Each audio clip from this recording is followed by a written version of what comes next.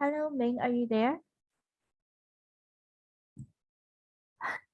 Okay, Ming, if you can hear me, please turn on your camera and microphone so that we can start the lesson.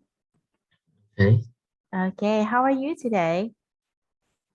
okay. You're okay. Mm, What happened? You sound tired. No, nothing. Okay, no, nothing. So Ming, what happened to school? Has the summer holiday started? It has started for a week. Oh, it has started for a week. Wow, okay. Yeah. Right, so what have you been doing for the past week? What have you been doing Uh, since the summer holiday started? just uh, just like sitting at home and playing games. We haven't have any plans to go somewhere yet. Oh, you haven't had any plans to go somewhere. Okay, I see. So how long is the summer holiday going to last? I mean, like, is your summer holiday going to be 2 months or 3 months, something like that? I don't know. I haven't received any information uh, about what day I will go back to school. Uh-huh. Okay, understandable. Usually you guys will go back to school around August, right? Because at that time you are going to prepare for the next year. Yeah. Yes. Yeah, okay. So I guess it will be around August or sooner because last year you like the how to say ngày khai giảng á, khai giảng was a little bit late for you, right? If Yes. I remember Oh, yes. correctly. It has been delayed for a month. Mm, Normally we start uh, go back to school at August, but uh, the last previous year. year is the last year is a bit different. So we have delay about 1 month at September, and we start to like study at online. Ah, okay, I see, I see. So, okay, so you said something to me about your 10th grade, right? Your memories of 10th grade.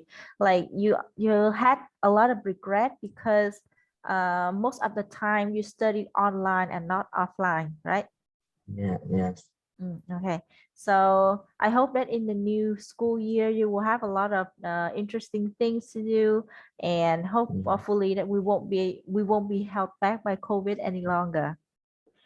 yeah.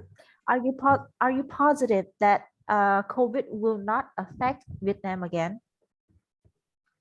Uh, COVID is still happening in Vietnam now, but it's not serious than it before because 90% of uh, people have vaccines, Have so been it's not vaccinated?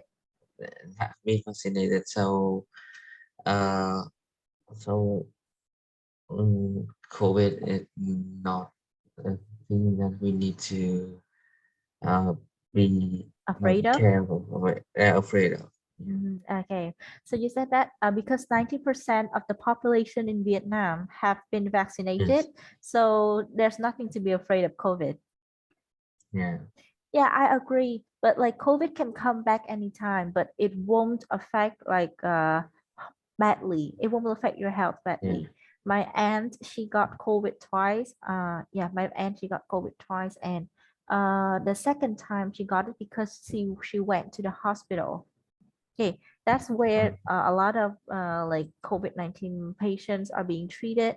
So if you go like how to say, if you have any business at a hospital, please prepare yourself like very carefully because you might get affected by COVID again. Yeah. Yeah. Okay, thank you. Any question for me? No. No, okay. Right. So since your school, since your school has ended, so I guess we can go back to study on Sundays and Saturdays, right? Sunday on Saturday. Sunday and Saturday. Like at the first few classes we studied So on Saturday and Sunday around yeah, 3 p.m. Yeah, maybe. Yeah. Maybe, maybe. Why maybe? You sound Yeah, uh because now I'm free. Now I have time to study on like on Sunday. mm, But yeah, if there's something like if there unfortunately is something, some my schedule mhm. suddenly change, so I might have To cancel the uh class. yeah, I might have change our lesson class to Mm, another schedule. okay. Can you say that again? If my schedule is like, if there is a sudden change in my schedule, I will have to change the class as well. Repeat. If there's sudden change in my schedule, I have to Change change change our class uh, as uh, well. Okay. as well. Okay, thank you. Because like we cannot start tomorrow. I mean, I was hopefully that we could go back to studying on Saturday and Sunday. But if you are not, I mean, if you're not bothered by the schedule, we can still study around Wednesday and Saturday like usual. Yeah, but like in the future when I when I have a new schedule, when I have a new schedule, I will have to change your set schedule as well. I will have to change our class. Yeah, and I prefer like it is more convenient for me to study on Saturdays and Sundays. Mm, Okay, so let's think about yeah, that later. Let's think about like last later. Okay, do you still take piano classes? yeah, but I'm not, like usually I have two less two lesson per week, but now I'm reduced to one lesson per week Oh, you're reducing because it to less one lesson per week. Why? yeah, yeah, it's not necessary to learn two lessons per week. Yeah, not I can practice necessarily. because I can practice it alone. So it's no need to like studying too much. Mm. Ah, okay, I see. Well, you're like you're very how do you say you're very logical about this. You're very logical about this. I remember when I was still studying the piano, I went to my piano class 3 days a week. 3 days a week. Yeah. And each day I studied there for an hour or an hour and a half. And I was always like, I need my teacher's attention to see that if I am doing it right or wrong. I mean, I can read the notes and I can, I know that what I am doing. But piano is more than just playing the notes correctly. Right? You have to put your soul, you have to put your feelings into the music so that it sounds nice. Yeah. Well, because just when you want to put a show on playing piano, it just for people who like to like who, uh who are truly interested in the subject, right? yeah, and you want to play it in a performance, you want to Mm. perform it. Yeah, I just play it to know how to play it. You just want to know how to play, okay? But then you still need to know the basic things about how to make your note sounds softer. Yeah, Yeah, softer. And you need to know how to make your note sound softer, because I can guess from yeah, from our conversation that your teacher sometimes complain that you're playing your notes very stiff, right? Kiểu như chơi nốt hơi bị cứng chứ không có chưa chưa có thả be- lỏng. yeah, because she know that I just want to know to play it for like Yeah, for fun. for So fun. she told me to like practice more, to practice and practice. So yeah, I'm not play it in for performance, so it's Well, not yeah, necessary. yeah, okay. Okay, next. Right. So last time we finished this. Okay, we finished this already, right? We finished talking Yeah. about a quiz, a personality quiz. Okay, both you and I gave our answers. And now let's continue the lesson. Infinitives and ing forms. So I think we talked about this a little bit, right? Chúng ta đã nói về phần này một chút xíu rồi. Infinitive đó là to verb và ing chính là verb in ở đây. Rồi, thì chúng ta sẽ thấy là có một số động từ chỉ đi được với to verb, có một số động từ chỉ đi được với verb in đằng sau, và có một số động từ thì đi được với cả hai. Nhưng mỗi cái trường hợp nó sẽ mang một cái nghĩa khác nhau, được chưa nào? Rồi, here. Rồi. Đấy, chúng ta nhìn thử cái từ này, đó là stop. So stop can be followed by two forms of verb, infinitives and ing. Okay, so we have stop to verb or stop verb ing. So do you think the meanings are the same or different? We have stop to verb, chúng ta có stop cộng với to verb không nè, đúng không? Okay, and we have stop verb ing. Do you think they are the same or different? They different. Yes, they are different, but how? Different. How so? Stop to verb last mean like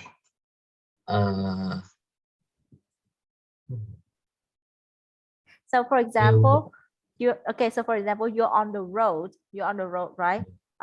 You see the red light in front of you. Okay, no, more like you're từ không cần cái hình đỏ. You're on the road, you're on your bicycle or you're on your motorbike. There somebody is calling you. Có người gọi điện đến em, đúng không? Thì em dừng lại để nghe điện thoại, hay là dừng cái việc đạp xe lại hẳn luôn. Đó, thì chúng ta có hai cái cấu trúc, đó là stop to verb hay là stop verb in. If you stopped to listen to the phone call, it means that you are stopped riding your bike to listen to a phone call. See? Rồi, stop to verb là dừng lại để làm một việc gì khác đó. Còn stop verb in là dừng cái việc đang làm lại. Được chưa nào? Right. So one more time. On the road, you're riding your bicycle and then somebody call you. Okay. So you want to stop. So you stop to listen to the phone call, or you can say you stop riding your bicycle to listen to the phone call. Dừng việc gì đó để làm việc gì khác. Okay, so that is one example of a verb that can be followed by two forms of verb, to verb ing or infinitives, and each of them has their own meaning. Right, that's good. Next, we have feel, hear, see, and watch are followed by an object but plus infinitive without to for completed action and object. Rồi, I watched him open the door. Chỗ này chúng ta có một số động từ đặc biệt. Đó là động từ liên quan đến giác quan. Để trên nào? Chúng ta có feel là cảm thấy, giống như là liên quan đến xúc giác này. Hear, that is your ear. See, that is your eyes. Okay, and watch, also your eyes. Rồi, và những cái động từ này như thế nào? Sẽ cộng với một cái đối tượng, được chưa? Cộng với một cái object, cộng với một cái tân ngữ. Rồi, nhưng mà nó không có cộng với to verb gì cả. Nhưng động từ phía theo sau nó là infinitive, đó là nguyên mẫu. Được chưa nào? Okay, infinitive without to, đó là động từ nguyên mẫu không có to. Ok.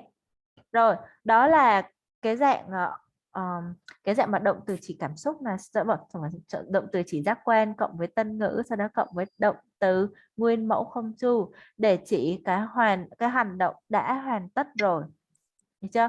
Rồi, vậy thì nếu như cũng cái công thức đó chúng ta cộng với verb ing thì cái này cái hành động mà chúng ta quan sát thấy, chúng ta theo dõi, chúng ta cảm nhận thấy thì nó là cái hành động kéo dài tiếp diễn. Được chưa? So we look at the examples here. I watched him open the door. It means that you watch from beginning to end. Okay. I watched him walking down the street. Okay, so you suddenly see someone that is walking down the street. Cái hành động lúc đó mà em nhìn thấy là hành động đang diễn ra rồi. Còn cái hành động mà I watch him open the door là coi từ lúc mà hắn mở cửa đến lúc mà hắn đóng cửa luôn. Đó là một cái hành động hoàn tất. Được chưa? Hành động đã hoàn thành. Okay, we can use ing forms in the same way as normal nouns, as the subject or the object of a verb. Okay, so have you heard the term gerund yet? Have you heard the term gerund? No. Okay. We call it danh động từ. Gerund. Gerund Oh. is another name for verb ing. Nó là một cái tên khác cho verb ing. Tại sao cô lại gọi nó là danh động từ? Bởi vì về hình thức nó là động từ đuôi ing, nhưng về chức năng nó có thể được sử dụng y như cái cách mà chúng ta sử dụng một danh từ. Mà danh từ thì vị trí đứng có thể ở đâu? Chủ ngữ của một hành động hay là tân ngữ của một hành động. Như thế nào? Rồi, ví dụ như chúng ta muốn nói là cái việc lái xe ở trong trung tâm thành phố thì đây, mà cái việc lái xe thì chúng ta có thể sử dụng gerund. Đó, bởi vì chúng ta biết lái xe là động từ drive rồi, nhưng drive không thể nào đứng đầu câu được. Nên nhiệm vụ của chúng ta đó là làm gì? Đổi nó về verb in. Driving in the town center is banned during the day. Okay, so that is how you use gerund. Remember, gerund is another name for verb ing, and the way we use verb ing is the exact way how we use our nouns. Okay, good. Right, one more thing to remember. If you want to put a verb in front, like at the beginning of a sentence, it has to be verb ing. Okay, it has to be a gerund. Okay, nếu như mà mình để verb nguyên mẫu ở trong đó thì sẽ là một cái điều sai, một cái cách làm sai. Next, we use an infinitive without to after would rather or would sooner, had better not, and after why not for suggestion. Meaning that sau cái cấu trúc would rather nè, would had better nè, đó, được chưa? Còn why not thì chúng ta sẽ sử dụng một cái động từ nguyên mẫu không to, đơn giản là động từ nguyên mẫu thôi, được chưa? Để đưa ra gợi ý. Đây là các cái mẫu câu would rather, had better và why not dùng để đưa ra gợi ý. So you will see that they have the same contraction. Nó sẽ có cái dạng viết tắt khá là giống nhau, nhưng hai cái này đọc khác nhau nha Minh nhé. Nghĩa là khi mà mình viết rời ra nó sẽ khác nhau. Đầu tiên đó là I would rather, còn ở dưới sẽ là you had better. Okay, so do you think do you understand the meaning of would rather, had better? Yes. Okay. Can you explain it again? I still not really understand. You mean explaining the meaning of would rather and had better, or explaining this part?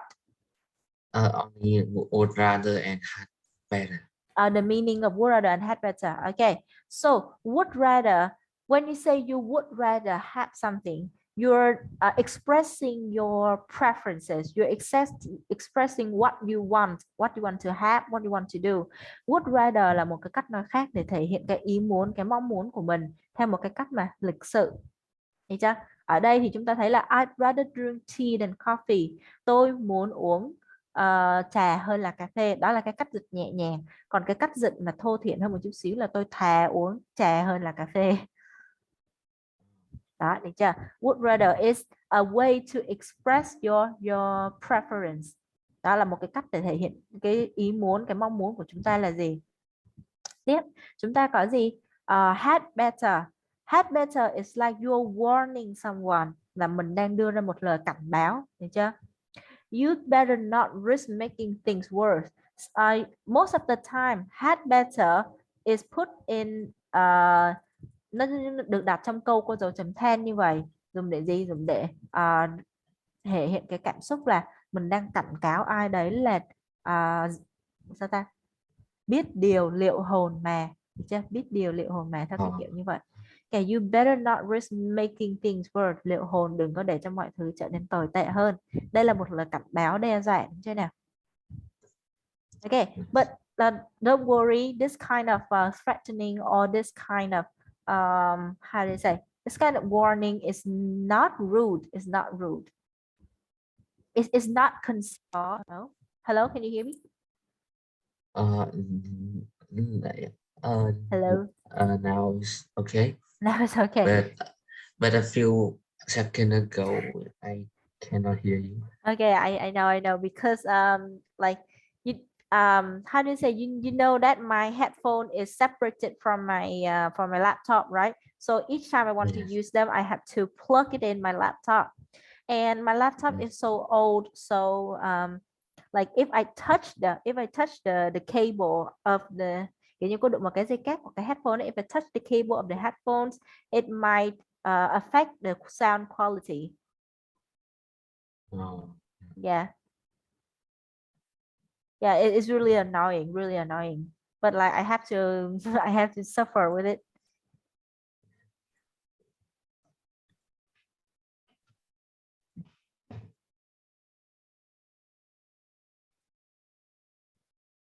Right. Choose the correct words to complete the sentences. If both are correct, explain the difference meaning. Okay, so we just now studied about how verbs can be followed by either infinitive or verb ing, right? So there are situations they can only be followed by one type, and there are situations they can be followed by both types. If you come across any word, any verb that can be followed by both types, explain the difference between infinitive and verb ing to me, just like I did with stop to verb and stop verb ing. Okay. Okay, thank you. Now, the first sentence. This is queue. We say queue or queuing. Queuing. Okay, queuing. The first one is queuing. Okay, right. Do you understand the verb queuing?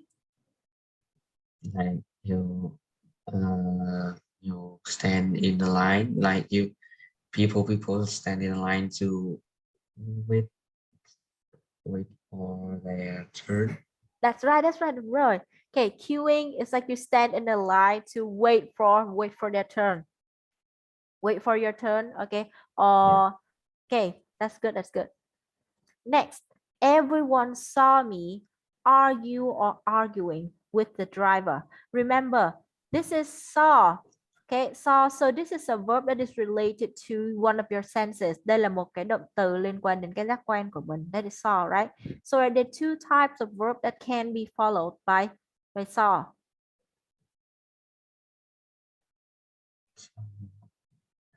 So both of them are correct. Okay, both of them are correct. Let's see. That's right, both of them are correct. Okay, explain to me again. Nếu như mà chúng ta có một động từ chỉ giác quan theo sau bởi một cái động từ nguyên mẫu không to thì chúng ta sẽ có cái hành động như thế nào nhỉ? What kind of action is it? Is it a complete action? Is it a completed action? Or is it a ongoing action?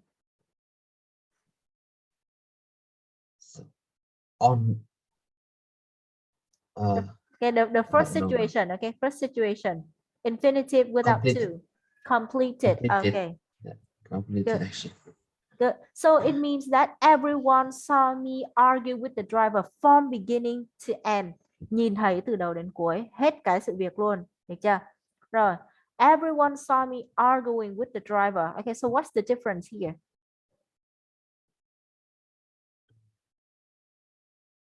It means that when everybody saw me, I was already arguing with the driver. Tức là lúc mà người ta nhìn thấy, lúc mà người ta ngoái đầu lại nhìn á, đó là mình đã trong cái tình thế là cãi nhau với bác Tài rồi. Được chưa nào? Do you see the difference? Yeah. If you understand the difference, then I hope that you can explain it better next time. Okay, try to explain the situation. Okay. Number 3. Is it talking, to talk, or both? I think only talking. Okay, talking. Please stop talking while I'm explaining the work. Okay, that is so good. Right. So stop plus verb ing means that ing means stop doing something that you like stop the thing that you are doing it now. That's right. Or you can say that okay, you stop doing the action. Okay, stop doing what you're doing right now. Things like that. Or in another word, you say put an ongoing action to end. Like you say, your end is to end an ongoing action. Được chưa? Khi mà chúng ta giải thích một từ đó là stop verb in thì chúng ta hạn chế sử dụng chính cái từ đấy trong câu giải thích của chúng ta. Chúng ta dựa vào một cái từ khác nó mang nghĩa gần giống như thế. Ở đây thì cô có cái từ end tức là kết thúc một cái hành động đang diễn ra. Được chưa nào? Đó, rồi is to end an ongoing action. Right. Good. Number 4, is it to be or being rude? Being rude. I'm sure she didn't really mean to be rude. Okay. Okay. So mean can only go with two infinitives, right? It cannot go with being. It cannot go with verb ing. Okay. Thank you. Good. I could feel my face turn or turning redder and redder. Turning. I could feel my face turning redder. Okay. Both are correct. Why? What is this verb? Feel is a verb that is related to one of your six senses. Được chưa? Là một những động từ chỉ là một kiểu như là một cái động từ mà liên quan đến các cái giác quan của chúng ta. Đó, và đây sẽ là xúc giác, cảm giác, được chưa nào? Đó, vậy thì động từ liên quan đến xúc giác, cảm giác thì nó đi được với hai cái luôn. Một cái thì sẽ là completed action, còn một cái là ongoing action. Okay, so if you choose turn, it means that the girl in this situation feels exactly how her face turns redder and redder from beginning to end. Tức là ngay cả lúc mà bắt đầu cảm thấy là mặt đang đỏ lên nên là cũng cảm thấy luôn rồi. Còn cái khúc thứ hai, chọn từ thứ hai đó là turning, thì ngay lúc mặt đang đỏ lên thì mới cảm thấy được. Được chưa? Okay, next. Have you tried talking? Oh no, this is taking. Okay, this is taking. This is not talking. Have you tried take painkillers for your headache?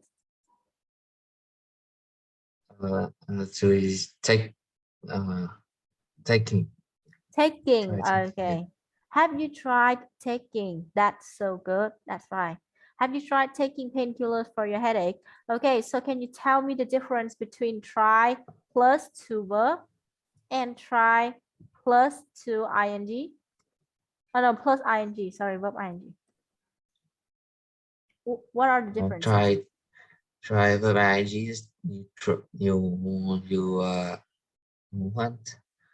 You want to do something right now, but try to verb is mean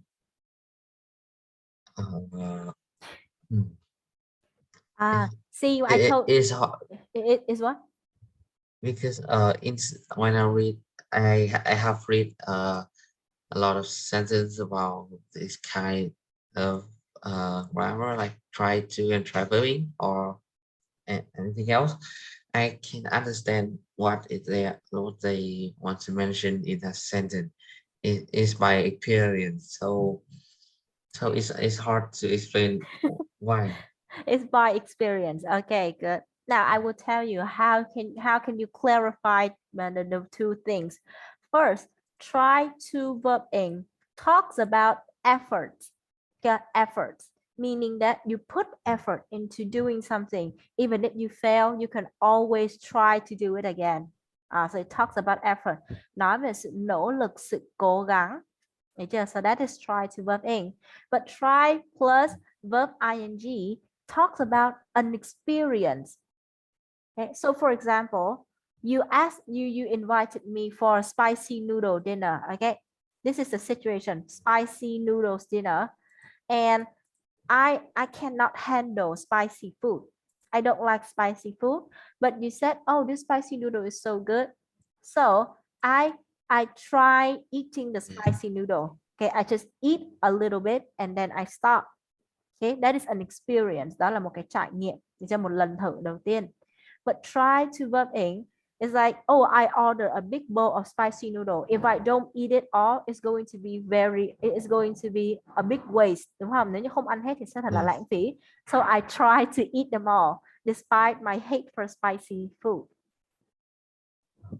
Understandable? Yes, Okay, yes. one is talking about effort and one is talking about experience, like the first experience. Good. Oh, okay. Right. I know that I know that like you're very good at English, and many students who are good at English also confess to me that they only knew it by experience, meaning that they have been doing so many exercises. Okay, so they Yeah. clearly know which one is the correct answer, but they couldn't explain the difference to me. That is why I'm trying Yeah. my best to make it clear to you that how things are different in this kind of lesson, because this is very important. If you want to apply the correct knowledge into your speaking, into your writing, you must know the basic, like the root difference. Mhm. Okay, thank you. Rồi, vậy chỗ này thì chúng ta đơn giản sẽ là chọn taking, là bởi vì ở đây người ta đang nói là đã thử chưa, tức là đã làm thử lần nào chưa. Đó, chứ không phải là try to take, là cố gắng uống cái thuốc đau đầu, thuốc giảm đau chưa. Okay, number 7.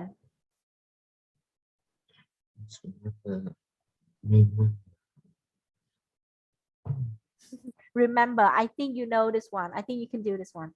Both, both, both of Both. them. Ah, okay. Both are correct. I mean that No, well, grammatically.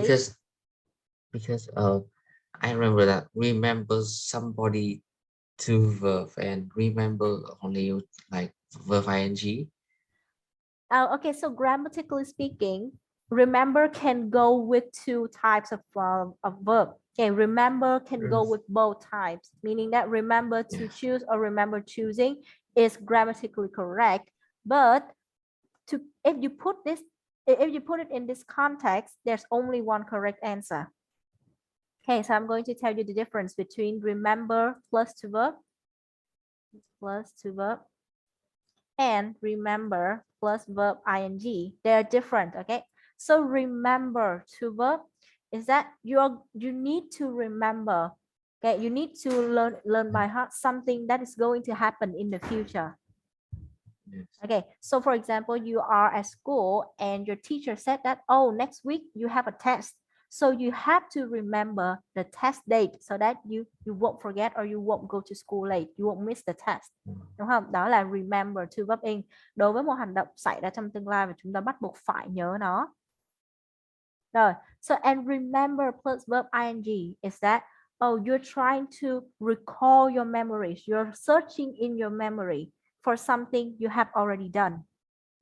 Yes. That is remember verb ing. For example, I go outside of my house, right? And my mom asked me, did you turn off the gas stove? Là tắt bếp chưa? And I was like, oh, I remember turning it off already. Là cô nhớ là cô đã làm rồi. Vậy thì cái remember của verb in là lục trong trí nhớ xem chúng ta đã làm gì chưa. Được chưa? Yes. Okay, that's good. So now put it in context. Number 7, is it to choose or choosing? Đặt vô ngữ cảm này thì sẽ là phải là cái gì?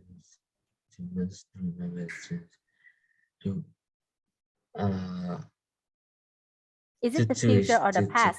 To choose. Okay, so cái này là nó chọn theo cái kiểu là không nó chọn theo cái kiểu là ngữ pháp đúng. Cái này cô khoan sai này, cái này cô khoan sai. You must remember to choose a password. Cái này cô khoan sai nha. Cái này chỉ có một đáp án đúng thôi. Sorry. Chắc chắn chỉ có một đáp án đúng thôi, đó là remember to choose, nói về cái tình huống trong tương lai. Yes. Rồi, I heard her.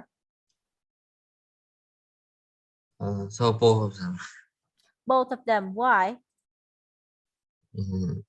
Because heard is heard is like have this like Oh, I heard her whispering the answer. Oh, ok. Quên, cái này chỉ có một cái thôi. Tại vì cái động từ heard này nó là đúng là động từ chỉ giác quen thật. Nhưng động từ chỉ giác quen này sẽ đi với động từ nguyên mẫu mà không có to cơ. Đúng không? yes. Chúng ta nhìn lên những cái câu khác mà có động từ chỉ cảm xúc này, chúng ta thấy có feel, và feel này gì? Cộng với chữ turn này thì nó sẽ như thế nào? Đấy, không có to đúng không nào? Đó, argue này cũng trong tình trạng tương tự, không có to. Ok? Yeah. Ok, thank you. Right, no worries. Number 7, I'm going to fix it right away because number 7 is, I mean, it is grammatically correct. It is grammatically correct, but if we're speaking about context, it doesn't make sense. Đúng về mặt ngữ pháp đó là remember đi được với hai cái luôn, nhưng trong cái ngữ cảnh của cái câu này thì chỉ có một cái thôi. Đó, còn cái này là cô để lại để cho em xem lại nhé. Đó là remember to choose nói về cái tương lai, còn remember choosing là nói về cái quá khứ. Ok.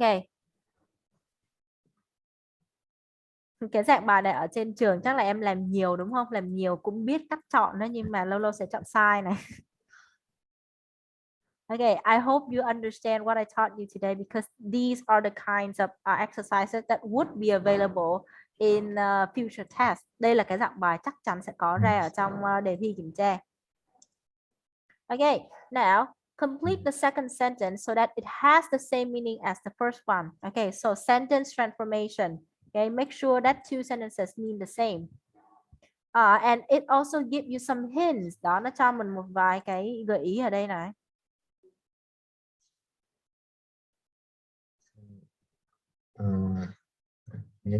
Number 1, I would rather not to go out this evening. Okay, I'd rather. Remember, I'd rather plus verb bare infinitive cộng với verb nguyên mẫu cho cô luôn nha. Đó là infinitive without to đó. Okay, one more time. I would rather. I would rather not go out this evening. Okay, I'd rather not go out this evening. Okay, your lesson here, would rather plus infinitive without to. So if you say I'd rather not to go out, that is incorrect. I'd rather not go out, cộng hạng luôn. Okay, good. 2, I suggest you ask him to keep his voice down. Why don't you ask him to keep his voice down? Why don't you ask him? Okay, that is quite long. Can we shorten it? Why don't you là cũng được đó, nhưng mà cũng vẫn còn dài quá. Đó là 3 chữ why don't you đúng không? Còn 2 chữ. Chúng ta nãy học mới ở slide kia xong là cái would rather nó sẽ đi với một dạng nữa, là nó sẽ đi với một cái mẫu câu nữa, đó là gì nhỉ? Why? Bỏ trong why not đúng không? Why not? Why not? Okay, why not? Why not ask him to keep his voice down? That's right. Why not ask him to keep his voice down? Good. Okay, better. You had better to check your change. You better check your change. Good. And remember, had better does not go with infinitive with to. It goes with infinitive without to. Okay, better. That's right. You'd better check your change. Okay, so like I said, had better gives suggestion. That's right. But sometimes it can be very threatening, can be rude. Lâu lâu nó sẽ rất là đáng sợ, kiểu rất là mang tính tiêu cực ấy, nhưng mà ở đây thì nó đưa ra một cái ví dụ rất là lịch sự. You'd better check your change. Đó, bạn nên làm gì đó thì hơn. Okay, so this is another type of should. Câu này là một cái câu khác của should này. Okay, would you prefer to sit here or somewhere quieter?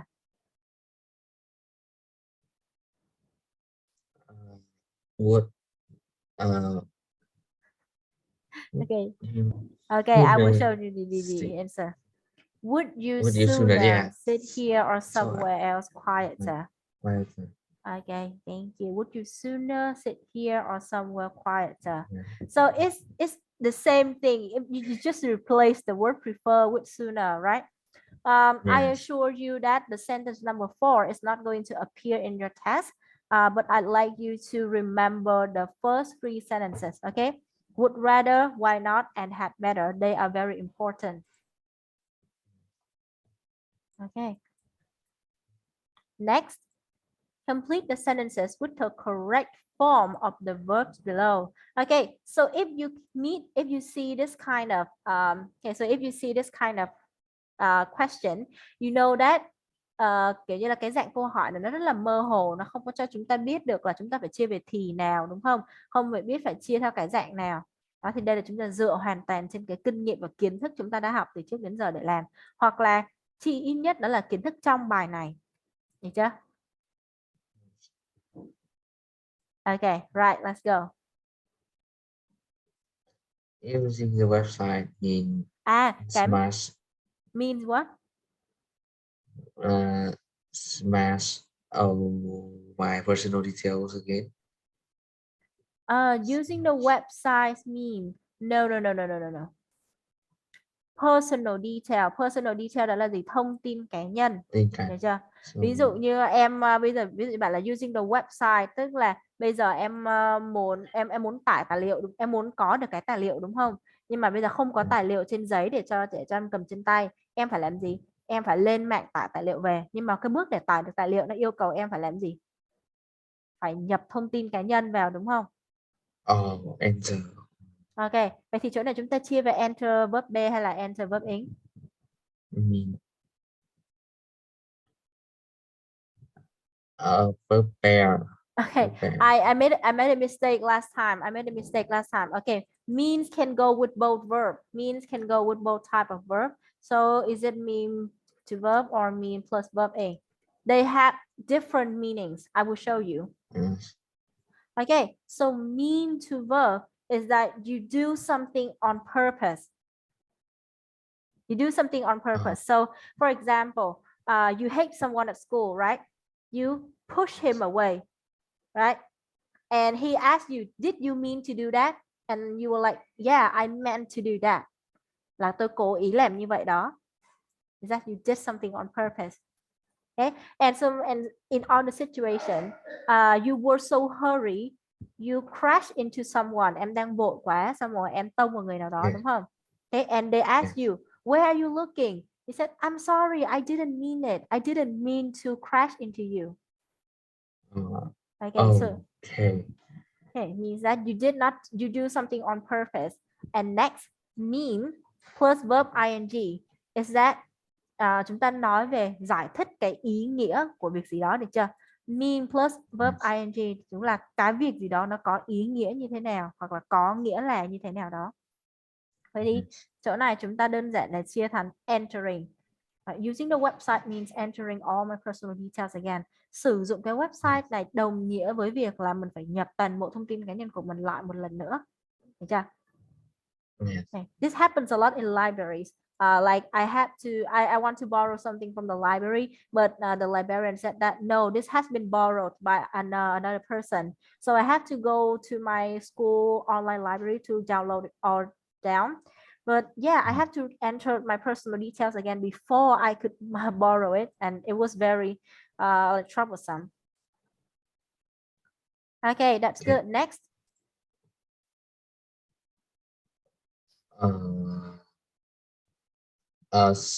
Talking in the library is strictly forbidden at all times. That's right. Talking in the library is forbidden at all time. What kind of verb are you using here? What kind of verb? Verb ing. Okay. What is the other name for verb ing? Gerund. Gerund. That's right. Gerund. Danh động từ. That's good. Next. 3. I would better keep I a had note better. of all. I had better keep note of all my password in safe place. Okay, good. Yeah, I do this too because I have so many social media accounts. I cannot remember all of them. So I make a note to write down all the different social media accounts I have. Yeah. Like I would love to use one password for every single account, but that is too dangerous.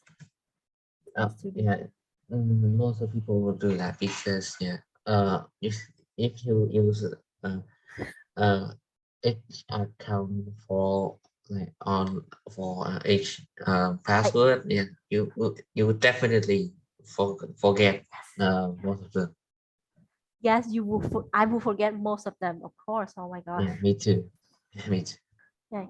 4. Responsible owners should stop.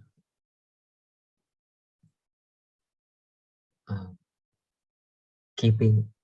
So stop keeping the dog. No, to stop to keep after the dogs. Okay. Responsible should stop to. No, what? Okay. So for example, No. So for example, you own a dog, right? You have a pet, and it's your Yes. responsibility to like to take it on a walk at the park, right? So what happens Yes. if you take your dog to the park? You cannot control its activity. So sometimes it will poop, meaning that it will make the place dirty. So if you are a responsible owner, you should stop to do what? Stop to clean up after Mhm. the dogs. That's right. Stop to clean Oh, up okay. after, meaning that you go after them just to clean them. Oh, Okay. okay. Yeah. Do you have a pet? No, of course. My apartment the Oh, the oh, didn't allow. you're in an apartment building. Yes. Okay. Yeah, I am a beauty. Okay, I thought you had your own like your own house, your land house, something. So Yeah. I thought you knew about this. I thought you knew about this, but Because it's I wish I could have a pet, but my parents don't want, don't like it much. that So and moreover, my building doesn't allow doesn't allow you saving. to doesn't allow you to have Yes. pets. I think there are Yeah. many types of pets that you can keep instead of just cats and dog. You can keep a fish. Yeah, you can keep a fish. Yeah, but is if have a if I buy or if I have a dog, it like be annoyed Ah, for everyone because it will keep like parking that's or right. it, we can keep them only at home, right? That's right. It That's will right. be it's not good for them. So uh in the city is very noisy uh That's and right.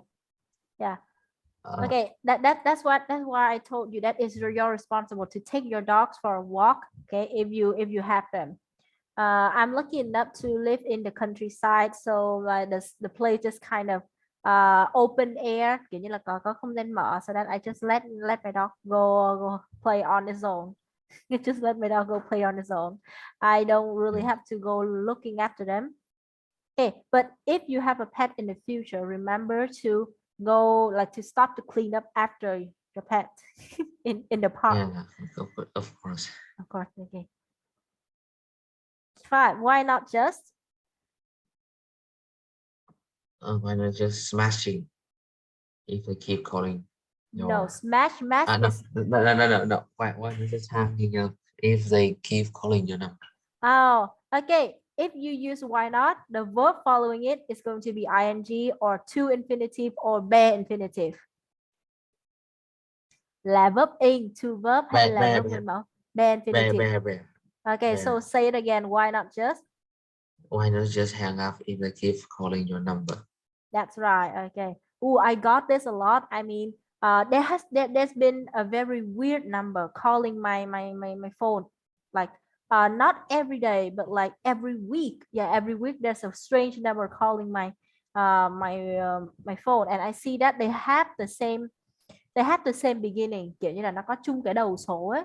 So I think they come from the same company or they come from the same region. I'm not sure, but they keep calling my phone. And the So, strange thing that they my phone rings for 1 second and they stop, giống kiểu như nhà máy á.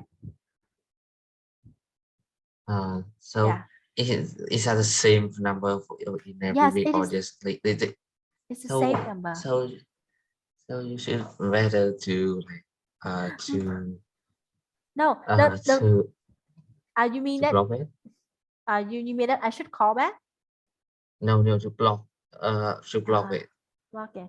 because if they like have like a mistake, the mistake that they want keep continually to do it or many times. Okay, I that don't makes know why sense. they do that. That makes sense. So, I don't pay attention much because like they only call me for 1 second and they hang up. So I don't really pay much attention. It does not affect my activity at all. It's just that whenever yeah, I turn my phone up and like yeah. I find that number calling me again, Kiểu như là lâu lâu cô bật điện thoại lên thì cô thấy cái số đó nó hiện lên trên màn hình mình là đã có cuộc gọi nhỡ thôi, chứ không có vấn đề gì cả. Okay, But next. if I were you, I would block it. If you were me, you blocked it right away. Okay. Yeah. Okay, that's very logical. I think that's very logical. Okay, next. I don't remember. Remember spending all my money, but my wallet is empty. That's right. Okay, this is talking about a past event, để cho nói về những cái khoảnh khắc trong quá khứ, là không nhớ là đã tiêu một đồng cắc nào mà tại sao mà túi mình ờ, nó rỗng hết rồi thế này. Chính xác. Rồi, we saw someone Smashing the window. oh smashing the window. Okay. So you said you saw the word saw here, right? It is a verb that is Yes. related to one of your six senses, là một trong những giác quan của chúng ta, đúng không? Vậy thì chúng ta sẽ cần phải để Yes. ý đến là cái gì? Ờ, cái trạng thái của cái hành động đằng sau đó. And you chose smashing. It's actually smash. Tại sao chỗ này là smash? Là bởi vì ở đây người ta còn có nhắc đến cái việc mà throwing a brick at it, là ném cái viên gạch, tức là cái hành động mà làm bể cửa kiếng này sẽ phải bắt đầu từ cái việc mà người này cầm cái cục gạch lên, sau đó là ném thì mới có cái việc bể, Yes. đúng không? Đó là đi từ đầu Yes. đến cuối như thế. Chứ còn cái việc mà smashing the window là cái kiểu cái lúc đó cái cửa kính nó đang vỡ luôn rồi, hoặc là người đó đang ném luôn đấy. Oh. Rồi, if you would sooner not Wait for me. not wait for me. That's good. Okay, thank you, that's perfect. Okay, did you have any class after this? Yes, a piano class. A piano class. Okay, what time is it? Yeah. All right, it's your time to go. We still have one more lesson, but no, not one more lesson, like one more task, but I will do it at the beginning of the next class. Okay, right, see you. Yeah, bye. Okay, bye bye.